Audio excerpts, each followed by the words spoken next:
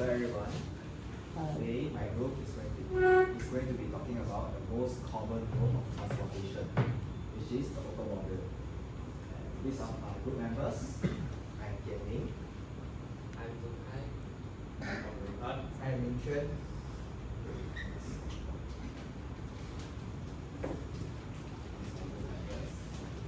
And this is our table of content.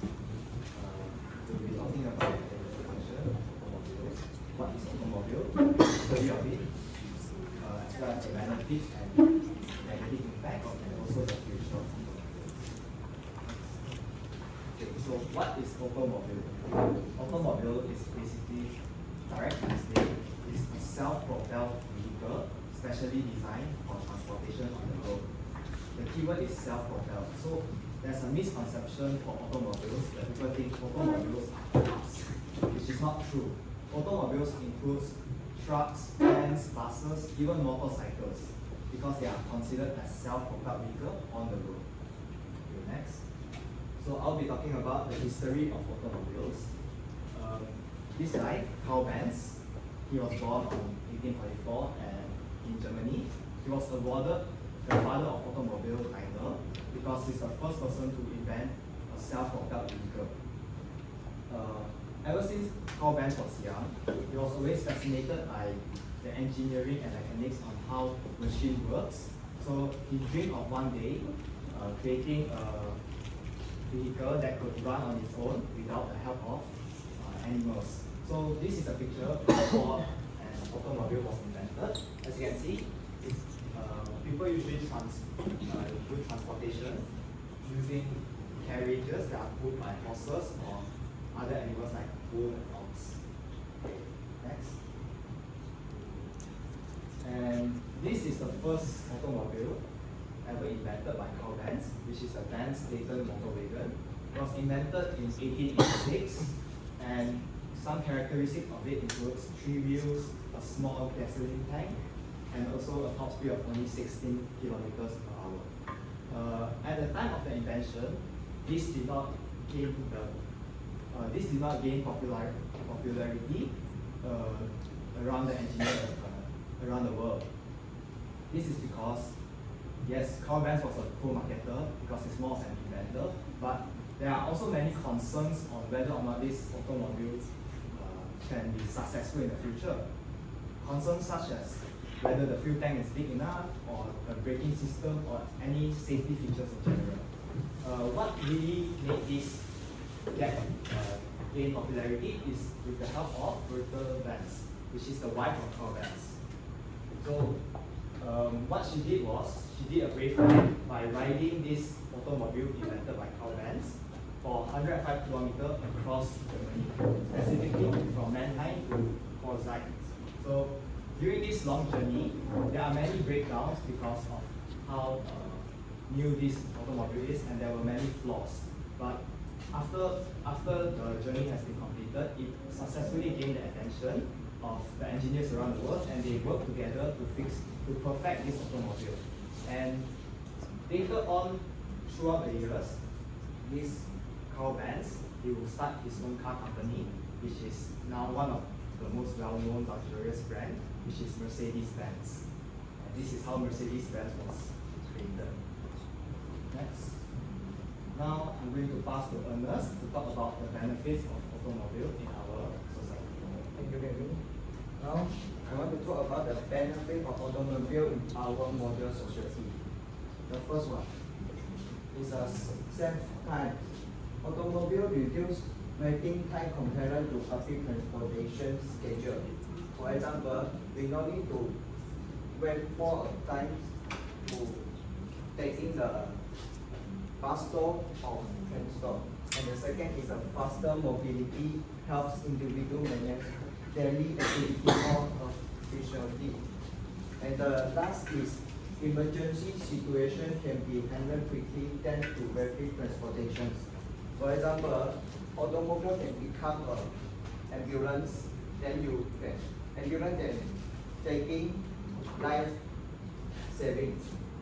And the second part is a save energy. Automobile reduce the physical effort required for travel, especially over long distances. For example, we no need to choose the driver, we no need to choose the walking and cycling to travel long distances. The second is convenient for carrying heavy items that will be carrying to transport or work. And the last is help people conserve energy so they can focus more of the work, school, and personal tasks. The last part is increases productivity in society. Automobile support business operations by improving the speed of delivery and services. For example, like Lalamove and Grab, they have many services to delivery items, and then workers can commute more easily, including attendance and reliability. We don't need to scare about like train delay or bus delay. And the last part is the communities become more connected, enabling better access to job, education, and healthcare. My time is finished, so I want to pass my friend Weng to say the negative impact of automobile. Okay, so now I'm going to talk about the negative impact of the automobile. So as we all know that automobile is very important in our daily life, but it has also brings some problems to the environment as well as people. So one of the negative impacts of the automobile is it will release the greenhouse gases. So this is for example, if a car uses petrol or diesel, you will burn the fuel and produce gases such as carbon dioxide, carbon monoxide, and other harmful gases. So these gases will release into the air and cause the heat to be trapped in the atmosphere. So when too much heat is trapped in the atmosphere, it will cause the Earth's temperature to rise, which will lead to global warming.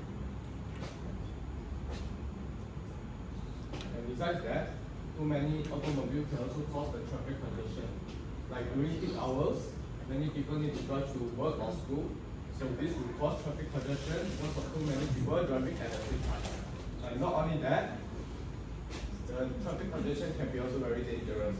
Like for example, if the roads are too overcrowded, the emergency services such as ambulance, police, and firefighter are not able to reach to the victim on time during an emergency.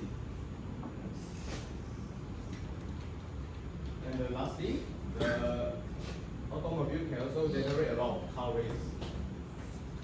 This is because like many old car parts such as tires, batteries, and engine oil are hard to recycle. So because of this, these kind of old car parts are usually thrown away in landfills. So eventually, they will corrode and release some harmful substances which will pollute the soil and the water. So these are all the negative impacts of the automobile. And now I'll pass it to Jing to talk about the future of automobile. Thank you, Meng. I'm going to talk about the future of automobile. So the main goal is to solve challenges that is faced for brighter future. So when we talk about the future of automobile, of course we can see that we are having a new innovation.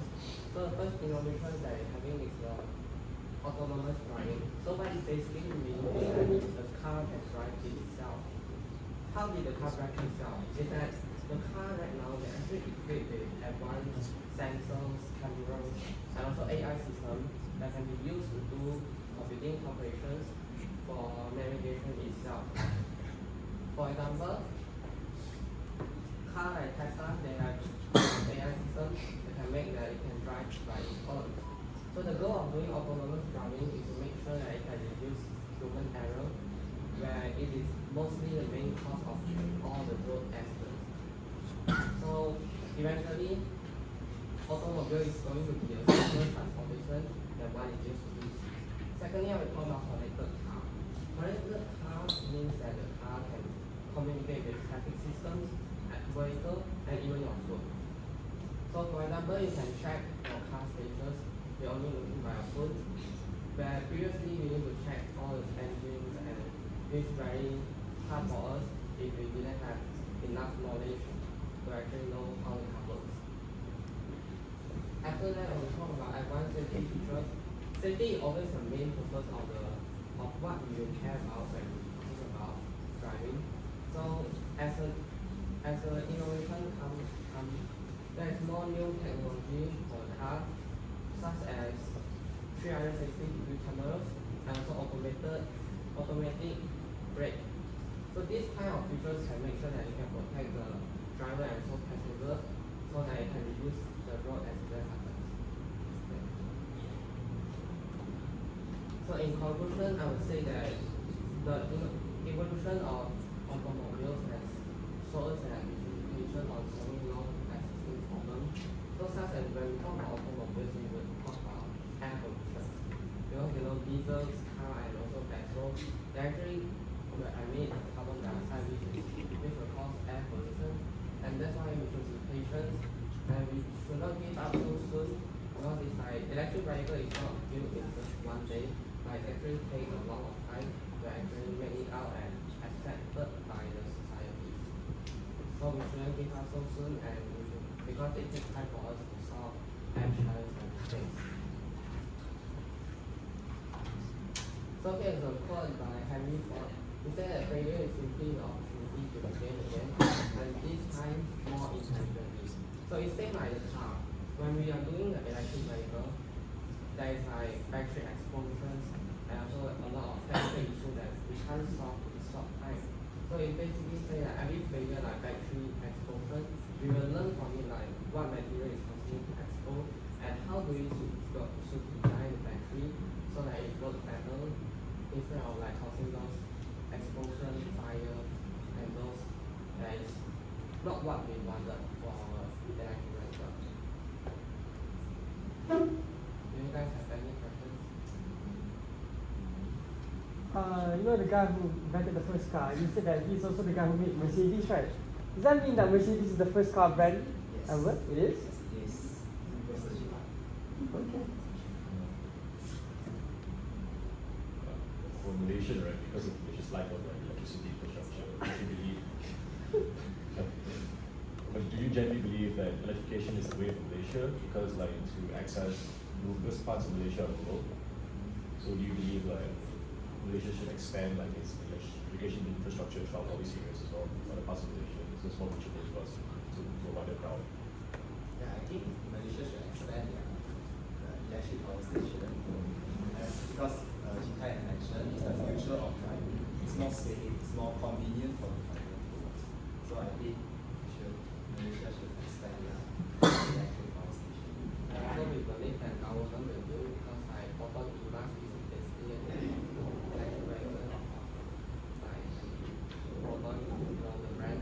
So it's basically government is going to do some plan and other like new building of infrastructure so that it can align with the goals of our country.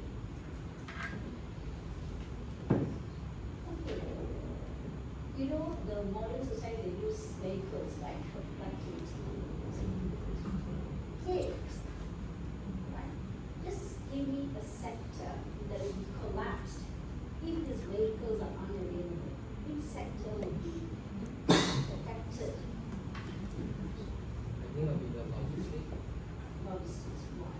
Because like nowadays we really rely very on online shopping and something, so like the delivery chain will be great. Because if we use walk, that's very long. So I food delivery also can't work. We need to go eat by ourselves. So we're talking about logistics and delivery sectors. Any more questions? Can I ask you a question? Oh yeah, yeah. So Oh, it's yeah. like, so after you guys know about the evolutions of the automobiles, do you guys really like right now, do you guys really accept the innovation of electric vehicle, or you still think that you will take petrol car first? Like you still think that electric vehicle is not stable enough? Would you take electric vehicles or you still stay on That means for now, for now. repetition now. Yeah, because nowadays there's like two types of people saying that actual weighting is weaker, but there's also one group of person saying that actual weighting there is a lot of concern. That was like, I don't know. Okay, what is your opinion? I would go for petrol. I'll go for hybrid vehicle. Yes. Hybrid, take Jing both. Why would you go for petrol? There's a lot of incidents happening for the electric cars, right? So it's possible, yeah, that's not possible at all. So that's how I think. That's why I say that the planning that happens from the actual weighting will take time for us. Make people believe that what you do is right. Yes. How do you justify the safety for using electric cars? Because technically electric cars are still on its like beginning, early stage of this industry, right? So they're prone to like electrical failures or car catching on fires. So would you say that because you would say people, these cars get on fire, right? But people are still buying these cars. So how do you basically help cater to like or even soothe customer concerns for their safety for these cars? I think only time will tell. Maybe the longer we use electric vehicle, we can maybe improve, and as the post say, we will constantly try to improve electric vehicles to lower the risk of those accidents happening. So probably the people who buy electric vehicles are idiots. Maybe they have their research on it, maybe they trust it more than us. Another question. Because just now I asked you, like, you said you believe that Malaysia should expand its electrical infrastructure to like the rural areas of Malaysia, right? It's because the rural areas of Malaysia are like quite poor. So for example, if you take a Proton Saga brand new, it's 30K, but the cheapest electric car in Malaysia is 100K, which is about the Proton Emas. Would that still justify Malaysia's advances to increase like the education infrastructure? Considering like the prices, the two prices of vehicles, like compared to like a combustion engine and electrical engine. Actually, it takes time because like the guy is actually at lunch and really where it's cost around like 50K only. In Malaysia, 50K around that. Yeah, but the cheapest car that you can buy in Malaysia electric is the E-Mouse. It's not 50K. So that's why I say that actually every new solutions and like developers actually need to be run with the help of government like being competition or some like making the infrastructure more easier for people to actually have give it a try. Like you said, like if the charging station is too little, then of course all of us will be saying that it's not so easy for us to charge the vehicle, especially like when we go from maybe Johor to KL, and that's we're going to charge all the way. So it's like that's why we still can't accept. But other countries they actually run well because charging station is quite normal in that country. So it takes time for our government to actually run plans and other stuff to make it become to our society. So electric car owners are guinea pigs, right? So don't buy electric cars. So all the stations are in. So you guys said that cars causes traffic, right? So is it really a way to like just get a car, or you prefer to take public transport? So which is better, like cars or transport? Depends on what kind of public transport. If you say buses, those are not really recommended because there are other passengers on the bus, and you might need to wait for them to get off their station. If you talk about public transport like LRT, maybe it's better for cars, but not all of us have access to it. Like, for example, if I want to come to LRT, I'll have to drive 20 minutes, and then take LRT another 20 minutes, and I have to walk here. So it's a longer period of time. Whereas if I use car, even during a very jam time, a very packed time, it just takes me at most 30 minutes. So it's shorter time, but maybe you have to rely more on yourself because public